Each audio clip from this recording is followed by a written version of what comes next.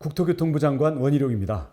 오늘 좀 급하게 이렇게 영상을 찍게 된 이유는 이번 주 목요일부터 화물연대가 또 운송 거부를 하겠다고 예고를 했기 때문입니다. 저희가 지난번 운송 거부 때 화물연대의 요구 조건 중에서 합리적인 부분은 받아들이고 무리한 사항은 원천적으로 수용하지 않는 방향으로 합의를 해서 운송 거부를 철회했었죠. 그 내용이 여러분께 제대로 전해지지 않아서 국민들 여러분께서 돌아가는 상황을 궁금해하시는 분들도 많이 계셨는데요. 이번에 이 문제에 대해서 제가 정확하게 전달할 필요가 있다고 생각을 했습니다. 오늘은 화물연대가 운송 거부를 하는 정확한 이유, 그리고 그 운송 거부에 대한 국토부의 입장에 대해서 명확하게 국민 여러분께 말씀드리는 시간을 갖도록 하겠습니다. 첫 번째로 화물연대는 도대체 왜 운송 거부를 또 하는가? 화물연대는 올해 여름에 이미 8일간 운송 거부를 한 바가 있습니다. 그로 인해서 자동차, 철강, 석유화학, 시멘트 등 여러 업종에서 1조 6천억 원 상당의 피해가 발생을 했습니다.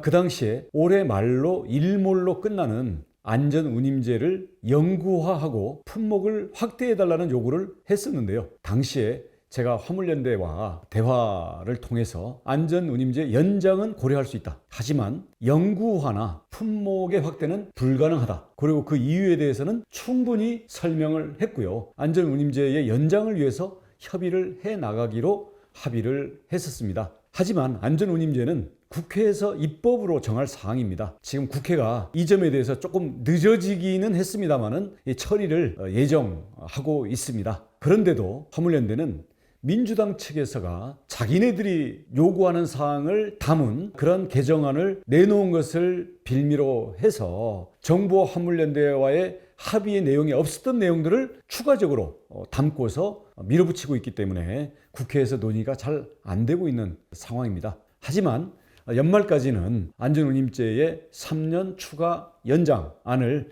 입법을 하겠다는 것을 당정협의를 통해서 명확히 했는데요. 그럼에도 불구하고 화물연대는 운송 거부에 나서겠다고 하는 것입니다. 아까 말씀드린 대로 오늘 아침에 정부와 국민의힘은 당정협의를 통해서 올해 말 일몰로 종료되는 안전운임제의 시한을 3년간 더 연장하기로 결정을 했습니다. 즉 정부는 화물연대와의 약속을 지킨 것입니다. 그럼에도 불구하고 화물연대가 일방적으로 돌입하는 운송 거부에 대해서 저희 국토부는 절대로 용납할 수 없다는 것이 저희의 입장입니다. 즉 일몰제 연장은 약속대로 입법하겠지만 품목 확대는 불가능합니다. 그리고 이 안전운임제라는 단어, 특히 그 중에서 안전이라는 말이 잘못 붙여져서 사용되고 있습니다. 안전운임제는 이해 당사자인 화주, 물건의 주인이죠, 운수사, 그다음 차주, 이 3자의 의견이 첨예하게 대립하고 있을 뿐만 아니라 지난 3년간 이 안전운임제를 시행해 본 결과 교통 안전의 개선 효과는 아직까지 불분명한 것으로 나타났습니다. 안전은 검증되지 않은 상태에서 소득이 올라가는 효과만 있었습니다. 당연하죠. 왜냐하면 안전운임제라는 이름으로 그 운임을 올려서 지급하고 그 지급하지 않으면 화주를 지금 처벌하는 그런 제도이기 때문에 소득은 올라갔는데 안전은 오히려 후퇴한 경우들도 있었다. 그렇기 때문에 지금 화물연대에서 요구하는 자동차나 위험물로의 품목 확대는 더더욱 그 전제가 성립을 안 하는 거고요. 또 이런 자동차나 철강이나 위험물 같은 이런 품목 확대를 요구하는 업종의 경우에는 기존의 컨테이너나 시멘트에 비해서 운송료가 이미 높고 운송기사들의 소득도 상대적으로 높습니다. 그렇기 때문에 운송료 문제로 화물기사들의 처우가 문제가 되는 그런 품목도 아니고 거기다가 안전 문제로 특별히 부각되고 있지 않은 그런 업종에까지 안전운임제를 확대하겠다는 것은 상대적으로 대우가 좋은 이런 품목들까지 안전운임제라는 명목으로 결국 임금을 대폭 올리겠다는 그런 것으로밖에 보여지지 않습니다. 제도 효과가 뚜렷하지 않은 상황에서 적용 대상을 확대하는 것은 적절치 않고 이런 경우에 품목을 확대할 경우에 거기에 들어가는 운임의 상승은 결국 국내 산업의 물류비 상승으로 이어져서 소비자와 국민 부담이 증가되고 물가 인상으로 결과가 갈 수밖에 없습니다. 뿐만 아니라 이 품목들은 특성이 매우 다양하고 운임 조건도 매우 복잡하기 때문에 일률적인 운임 산정이 현실적으로 어렵습니다. 그렇기 때문에 안전운임제의 취지에도 맞지 않고 또 화물연대 안에서도 처우나 또는 소득이 실제로 굉장히 높은 품목들이 더 큰 이익을 얻기 위해서 운송 거부를 하는 그러한 화물연대의 이번의 결정에 대해서는 국토교통부로서는 물가 또 국민들의 물류비를 책임진 입장에서 절대로 응할 생각이 없고 응해서도 안 된다는 것이 저희의 입장입니다.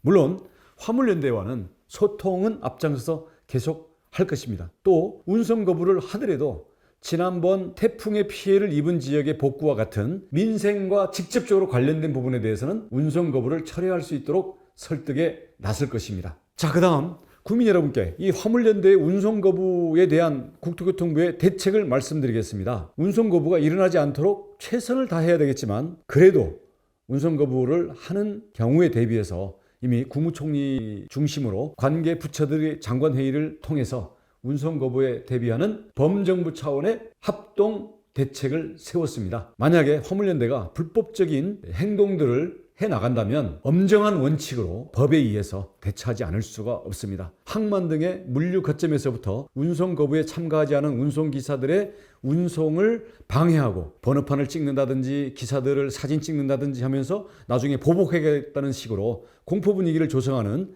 그런 일들이 벌어지지 않도록 철저히 대응을 할 것입니다. 만약에 운송 거부로 인해서 항만이나 창고 등의 물건이 쌓이게 되면 화물 운송 기간도 연장을 하고 장치장을 운영을 해서 화물 수용 능력을 높일 계획도 이미 세워 놓았습니다. 뿐만 아니라 화물 생산량을 운송 거부 전에 최대한 사전 수송해서 물량 부담을 덜어놓을 뿐만 아니라 운송 거부를 한 화물연대 차량을 대체할 수 있는 수송 방법도 최대한 확보를 하겠습니다. 예를 들어서 국방부가 보유한 군 위탁 컨테이너 차량도 최대한 투입하도록 하겠습니다. 그리고 이 기간에 대체 투입되거나 정상적으로 운송에 참여하는 기사들에 대해서는 고속도로 통행료를 면제하는 등의 혜택을 주기로 했습니다. 특히 문제가 되는 시멘트 수송의 경우에는 시멘트 저장 시설을 보유한 오봉역에 지금 운송이 중단되어 있는데요. 이 부분도 조속히 정상화하도록 하겠습니다. 그럼에도 불구하고 운송 거부가 해결되지 않고 계속 피해가 심각해진다면 아직까지는 발동된 적이 없었던 역사상 최초로 업무 개시 명령을 발동하겠습니다. 만약에 업무 개시 명령을 발동했는데도 운송을 거부를 할 경우에는 1차로는 30일간의 면허 정지, 그리고 2차도 거부를 하게 되면 면허 취소까지 법에 의해서 발동이 되게 됩니다. 정당한 사유가 없는 이런 집단 운송 거부 때문에 업무 개시 명령까지 발동되는 사태가 없도록 지금이라도 화물연대는 운송 거부 계획을 철회하기를 바라겠습니다. 국토부도 국회에 관련 논의와 입법 절차에 대해서 지속적으로 협력을 요청해서 우리가 이미 약속한 안전운임제의 3년 연장에 대해선 올해 내에 차질이 없이 입법이 될 수 있도록 최선의 노력을 다하겠고요. 이거를 넘어서는 무리한 요구를 가지고 일방적으로 화물연대가 운송 거부를 하는 것은 국민들도 납득할 수 없을 뿐만 아니라 안 그래도 경제가 어렵고 경제 침체가 우려되는 상황에서 국민들의 외면과 국민들의 심판을 받을 수밖에 없다고 봅니다. 지금 경제가 어렵지 않습니까? 모두가 힘을 합해도 어려운데 지금 화물연대는 공공연히 반도체 등 모든 산업을 멈춰 세우겠다라고 협박적인 선언을 하고 있는데요. 자기들의 투쟁력은 과시될 수 있을지 모르지만 이 과정에서 국민들의 민심은 화물연대를 향해서 싸늘하게 심판의 눈길이 갈 수밖에 없을 겁니다. 그리고 우리 화물 기사분들께서도 명분 없는 화물연대의 운송 거부에 그대로 집단적인 논리 때문에 동조하지 마시고요. 우리 어려운 국민 경제를 생각해서 운송 거부에 참여를 거부하고 정상적으로 운행을 해주시기 바라겠습니다. 그리고 우리 정상적인 운행을 하시는 기사분들에 대해서 집단적인 협박이나 운송 방해 행위가 이루어지는 것에 대해서는 경찰을 필두로 해서 우리 국토부가 더 엄정하게 대처할 예정이니 안심하시고 우리 생업으로서의 화물 운수에 종사해 주시기 바라겠습니다.